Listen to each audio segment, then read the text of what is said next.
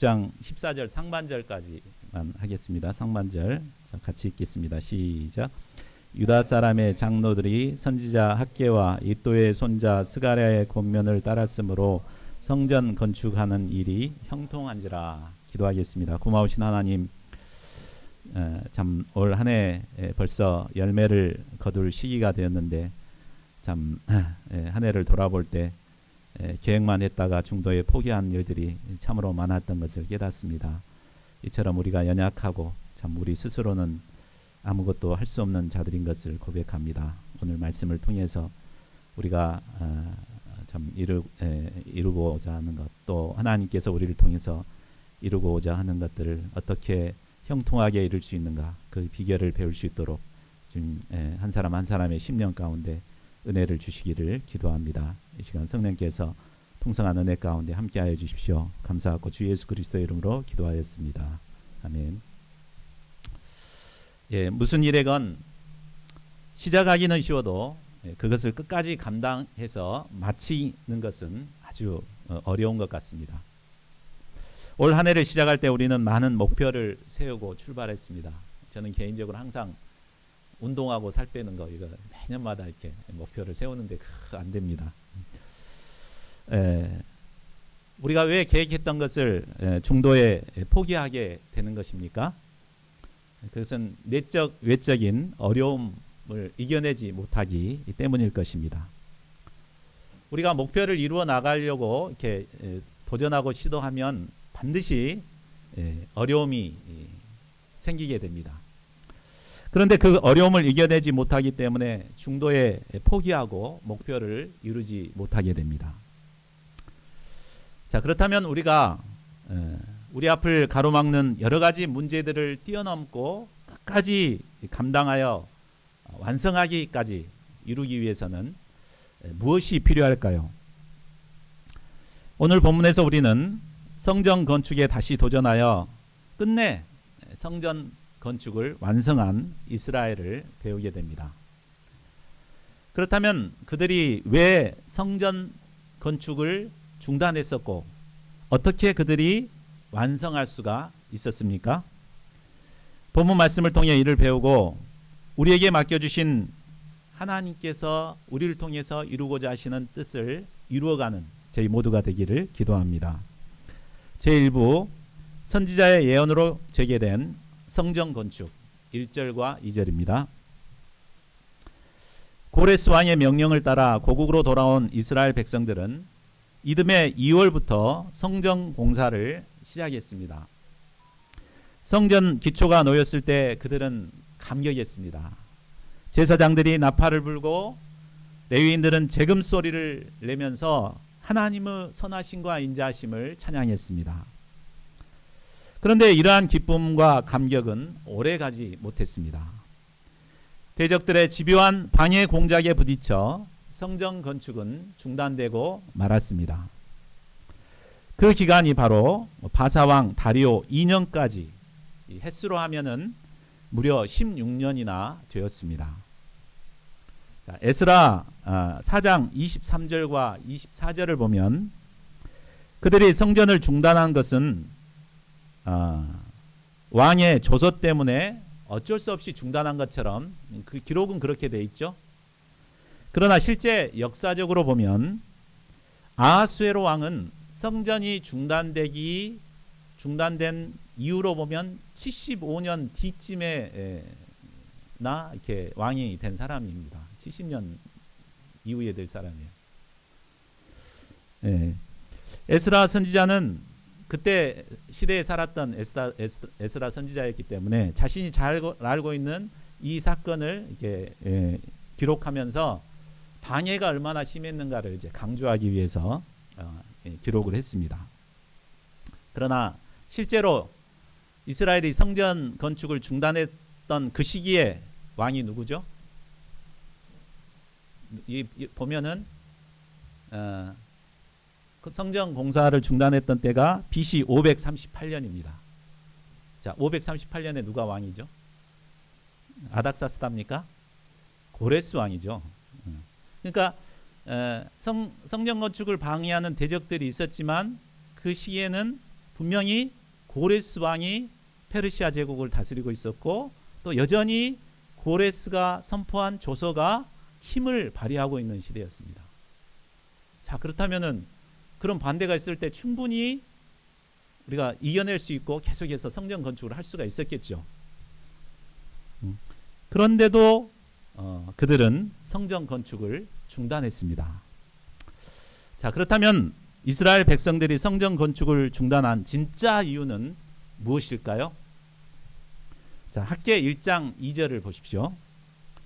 자, 학개 선지자는 그들의 속마음이 어땠는가를 도전합니다.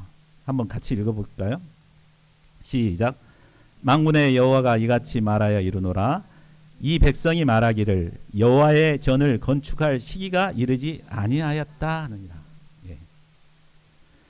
자, 그들은 대적들의 반대가 있는 걸 보면서 야, 반대가 있는 거 보니까 하나님의 때가 아직 안 됐구나 라고 생각하고 덜컥 성전 건축을 중단시켜 버렸습니다. 우리나라 속담에 울고 싶은데 뺨 때려준다는 말이 있습니다. 그들은 성전 건축을 하다 보니까 너무너무 힘들었습니다. 처음 해보는 거니까 얼마나 힘들었겠어요. 그리고 자기 집은 아직도 막 준비도 안 돼 있고 집도 못 짓고 있는 그런 상태에서 이렇게 성전 건축을 하다 보니까 너무나 막 힘들었어요. 근데 대적들의 반대가 있다 보니까 아타 기회다 싶어가지고 그만 하나님의 때가 아닌가 보다 이렇게 결정하고 그만두어 버렸습니다. 자, 이것을 가리켜 신학적 합리화라고 말합니다. 사람들은 자기 생각을 관철하기 위해서 하나님의 뜻이라는 신학적 논리를 만들어냅니다. 이를 통해 죄책감을 좀 덜어버리려고 하죠. 깨름직하잖아요. 내 마음대로 이렇게 하고 싶은데 못했다가 근데 이제 뭔가 빌미가 생기면 하나님의 뜻이다 이렇게 하면서 이렇게 해버립니다. 자, 그러면 이스라엘 백성들은 성전 건축을 중단한 후에는 무엇을 했습니까? 학개서 1장 4절과 9절 하반절을 보면 그들은 성전 건축을 중단하고 각각 자기 집 짓기에 바빴습니다. 마땅히 성전을 지어야 할 나무들을 가져다가 자기 집을 짓는 데 썼습니다. 집을 다 지었으면 다음에라도 성전 건축을 해야 되죠. 그런데도 그들은 판벽한 집에 거주하며 지내고 있었습니다. 여기서 판벽한 집이란 목재를 벽으로 지어놓는 이런 집을 말합니다. 이스라엘에는 나무가 굉장히 귀합니다. 때문에 이 벽은 대부분 돌이나 흙으로 이렇게 벽을 만듭니다. 그러나 그들은 성전을 지어야 할 고급 목재를 가져다가 자기 집을 짓고 그곳에서 문화 생활을 하고 있었습니다. 자, 이런 그들의 삶이 행복했을까요? 학개서 1장 6절을 보면 그들의 삶은 결코 행복하지 않았습니다. 많은 수확을 얻기 위해 많이 뿌렸는데도 수확이 적었습니다. 배달의 민족에서 맛있는 음식을 시켜 먹었는데도 전혀 배부르거나 맛있지 않았습니다. 목마름을 채우기 위해 마셔도 흡족하지 않았습니다. 입어도 따뜻하지 못하고 돈을 벌어도 구멍 뚫린 전대에 넣는 것처럼 금세 사라져 버렸습니다. 이것이 하나님의 사명을 버리고 자기만을 위해 살아가는 자들의 비참한 모습입니다. 자, 본문으로 다시 돌아오십시오. 5장 1절을 보십시오. 하나님께서는 이런 그들을 불쌍히 여기시고 선지자 학개와 스가랴를 통해서 예언하십니다. 구체적으로 어떤 예언입니까? 우리 학개서를 다시 참고해 보면 회개를 촉구하는 예언이었습니다. 학개서 1장 5절과 7절을 보십시오. 학개 선지자가 반복해서 말씀합니다. 만군의 여호와가 말하노니 너희는 자기의 행위를 살필지니라. 너희는 자기의 행위를 살필지니라. 하나님의 책망하시는 말씀 앞에서 자신의 모습을 살펴 돌아보고 회개할 것을 촉구하는 말씀입니다. 우리는 과연 하나님 앞에서 어떤 모습으로 살아가고 있습니까? 하나님께서 맡겨주신 성전 건축 역사를 힘써 감당하고 있습니까? 아니면 판벽한 집에서 편안하게 지내고 있습니까? 저희 모두가 하나님의 책망하시는 말씀 앞에 자신을 돌아보고 회개할 수 있기를 기도합니다. 다음으로 성전을 건축하라는 명령을 예언합니다. 학개서 1장 8절을 같이 읽겠습니다. 시작. 너희는 산에 올라가서 나무를 가져다가 성전을 건축하라. 그리하면 내가 그것으로 말미암아 기뻐하고 또 영광을 얻으리라. 성전 건축은 내가 좋아라고 하는 것이 아닙니다. 바로 하나님을 기쁘시게 하고 하나님의 영광을 위해서 감당하는 것입니다. 우리가 힘이 들지라도 하나님의 말씀에 순종하여 성전을 건축할 때 하나님께서는 이런 우리를 기뻐하십니다. 그리고 이로 말미암아 영광을 받으십니다. 자, 2절을 보십시오. 선지자들을 통해 주시는 예언의 말씀을 받은 이스라엘 백성들은 회개하고 다시 중단되었던 성전 건축의 역사를 시작합니다. 이로써 16년간 중단되었던 성전 건축이 다시 시작될 수 있었습니다. 황량했던 성전터에 다시 활기가 돋기 시작했습니다. 적막했던 땅에는 사람 소리, 성전을 짓는 소리, 이런 소리로 가득했습니다. 오늘날 하나님께서는 우리를 통해 성전 건축의 역사를 이루고자 하십니다. 그러나 우리가 어려운 상황 때문에 이것을 중단 안 하고 참 내버려 둘 때가 두고 있는 우리의 모습을 보게 됩니다. 우리는 어려운 시대 분위기를 핑계 삼아 지금은 하나님의 때가 아니다. 좀 옛날 같은 때가 다시 돌아오면 그때나 캠퍼스에 나가서 전도하고 제자를 삼아야 되겠다. 이렇게 스스로 합리화합니다. 그러면서 대신에 자기 집을 아름답게 꾸미는 것에만 몰두하며 살아갑니다. 그러나 이 시간 하나님께서는 말씀을 통해 우리의 모습을 살펴보기를 원하십니다. 그리고 회개하고 하나님의 영광을 위하여 다시 성전 건축 역사를 이루어가기를 원하십니다. 저희 모두가 하나님의 말씀에 순종하여 회개하고 성전 건축의 역사를 이루어갈 수 있기를 기도합니다. 제2부 다리오 왕에게 올린 보고서 3절에서 17절입니다. 중단되었던 성전이 다시 지어지고 있다는 소식은 널리 퍼지게 되었습니다. 자, 3절을 보십시오. 이 소식은 유브라데강 건너편 지역을 다스리는 총독들에게 들렸습니다. 유브라데강 건너편은 페르시아 수도가 있는 곳입니다. 그러니까 오늘날 우리로 말하면 서울시장이나 경기도지사가 이제 이것을 듣게 된 것입니다. 이들은 페르시아 중심 도시를 다스리는 총독으로 막강한 권력을 가진 자들입니다. 그들은 자신들의 수하를 데리고 와서 따집니다. 누가 너희에게 명령하여 이 성전을 건축하고 이 성곽을 마치게 하였느냐 하며 따집니다. 하나님의 말씀에 순종하여 성전을 건축을 하고 있는데 더 심각한 문제가 생긴 것입니다. 지난번 성전 건축을 방해했던 사람들은 누구였습니까? 사마리아 사람들, 주민들이었죠. 그 지역에 가까이 살아가는 주민들이었습니다. 근데 이번에 반대하는 사람들은 막강한 공권력을 가진 사람들이었습니다. 한마디로 엎친 데 덮친 격이 되었습니다. 우리는 회개하고 말씀에 순종하기만 하면 아무 문제가 없기를 기대합니다. 그러나 회개하고 말씀에 순종해도 어려움이 없는 것이 아닙니다. 어떤 때는 이처럼 더 큰 어려움을 당하게도 됩니다. 그러나 중요한 것은 대적들의 방해가 아무리 심할지라도 하나님께서는 말씀을 통해 회개하고 순종하는 자들을 지키시고 보호하신다는 것입니다. 자, 5절을 보십시오. 하나님이 유다 장로들을 돌보셨으므로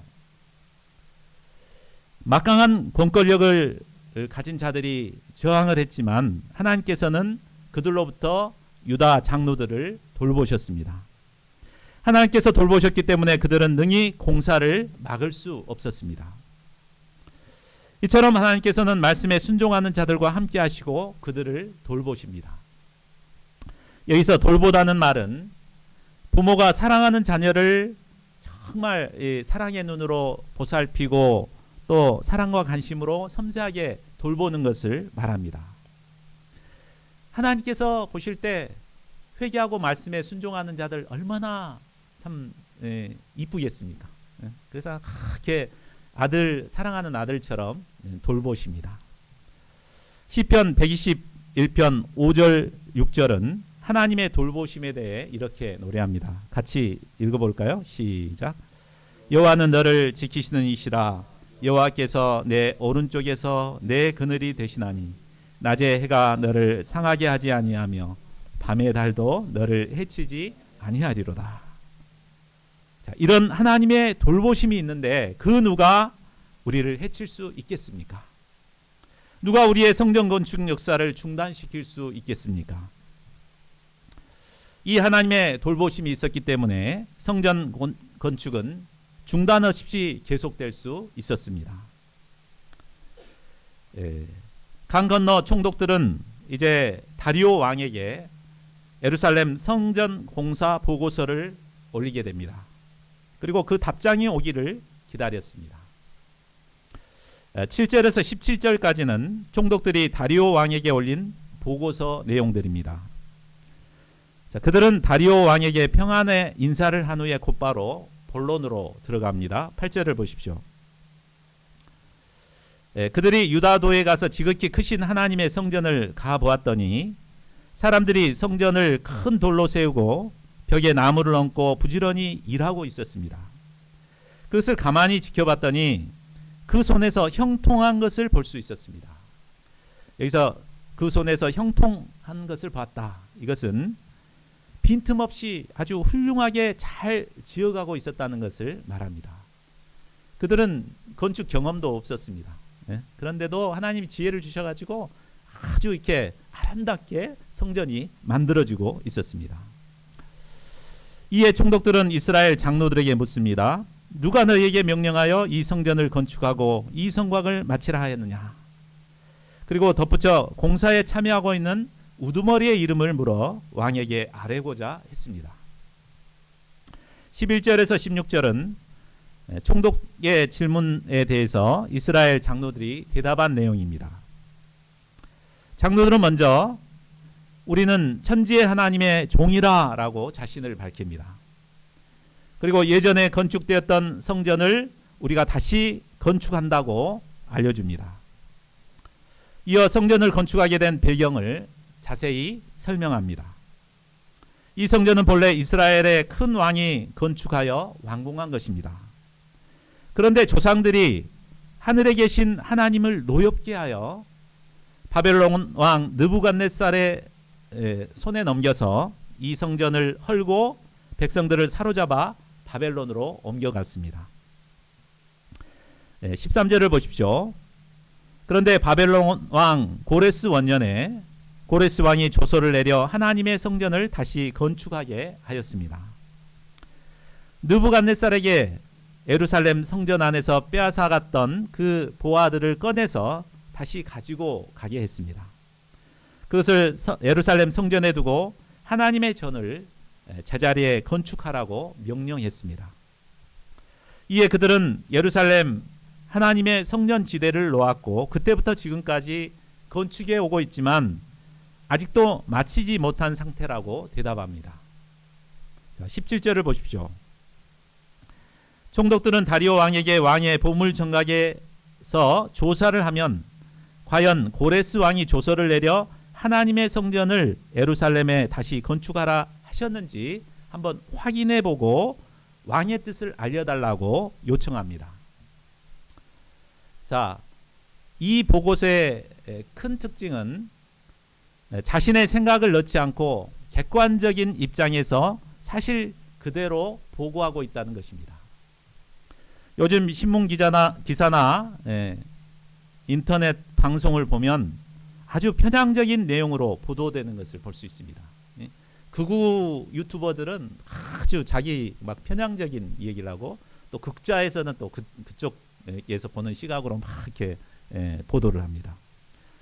자, 사실의 내용을 모르는 상태에서 그 보도를 보게 되면 어떻게 되죠? 선입관을 갖게 되어서 객관성을 잃어버립니다.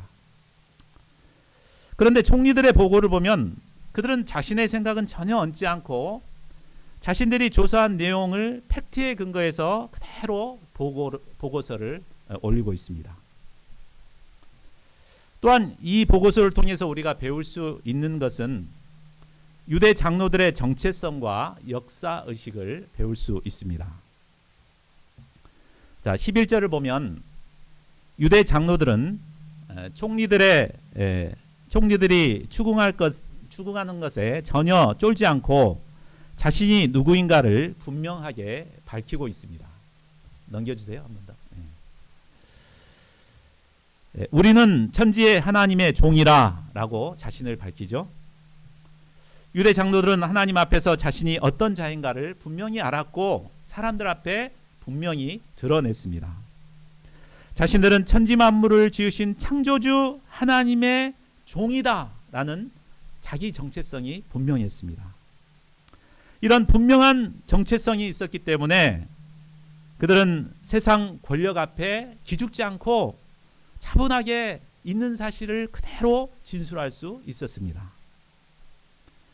또한 유다 장로들은 성전이 왜 무너지게 됐으며 또 왜 우리가 다시 지어야만 하는가를 분명하게 증거할 수 있는 역사의식이 있었습니다. 12절을 보면 성전이 무너진 것은 바로 조상들이 하늘에 계신 하나님을 노엽게 하였기 때문입니다. 이 때문에 하나님께서는 바벨론 느부갓네살을 통해 성전을 무너뜨리셨고 그들을 사로잡아 바벨론으로 옮겼습니다.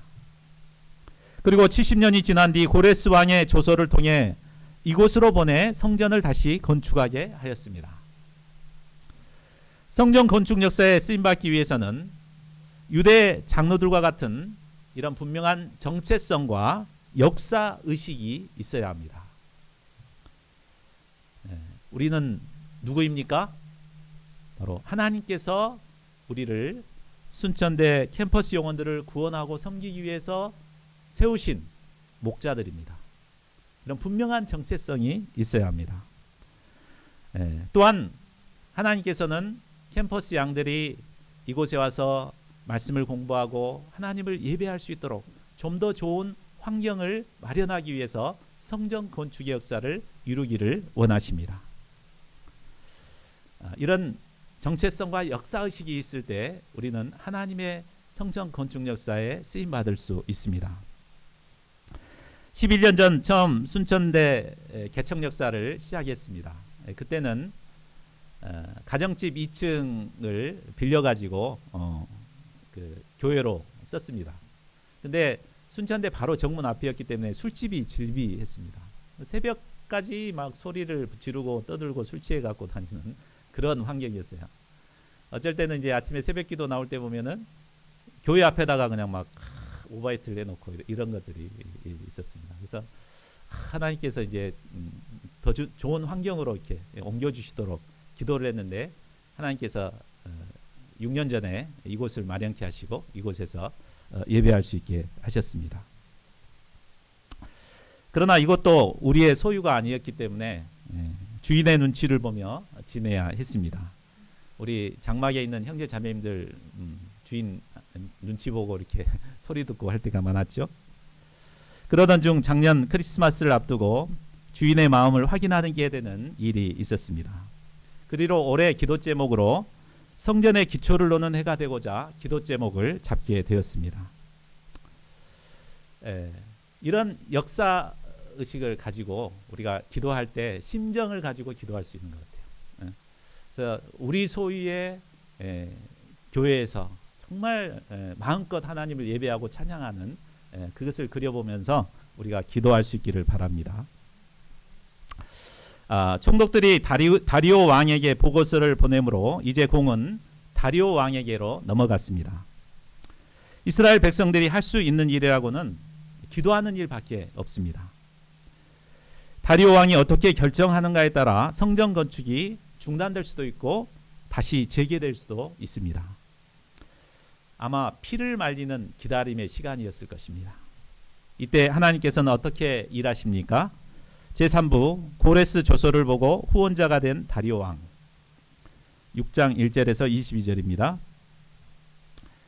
당시 페르시아는 엄청난 대제국을 이루고 있습니다. 이 넓은 제국을 통치하는 다리오 왕에게 얼마나 많은 보고서들이 올라왔겠습니까? 아마 많은 보고서는 상당수 왕에게 보고되기 이전에 참모선에서 처리가 되었을 것입니다. 설령 왕에게 전달되었다고 해도 왕이 그 보고서를 주의 있게 들여다볼지는 미지수였습니다. 그런데 1절을 보십시오. 총독들이 보낸 보고서는 다리오 왕에게 전달되었고 보고서를 받은 다리오 왕은 발빠르게 움직였습니다. 조서를 내려 페르시아 제국의 모든 문서 창고와 보물을 쌓아둔 보물 정각을 조사하게 했습니다. 페르시아 제국은 여러 나라들을 정복해서 세운 제국이기 때문에 정복한 나라를 도로 정하고 그 도를 다스리는 왕궁을 따로 두었습니다. 과거는 메대도 큰 나라였습니다. 그러나 바사에게 정복당해 이제는 페르시아 제국의 메대도가 되었습니다. 메대도에는 앙메다라고 하는 궁성이 있었습니다. 바로 이곳에 있는 문서 창고에서 고레스 왕이 작성한 한 두루마리를 찾을 수 있었습니다.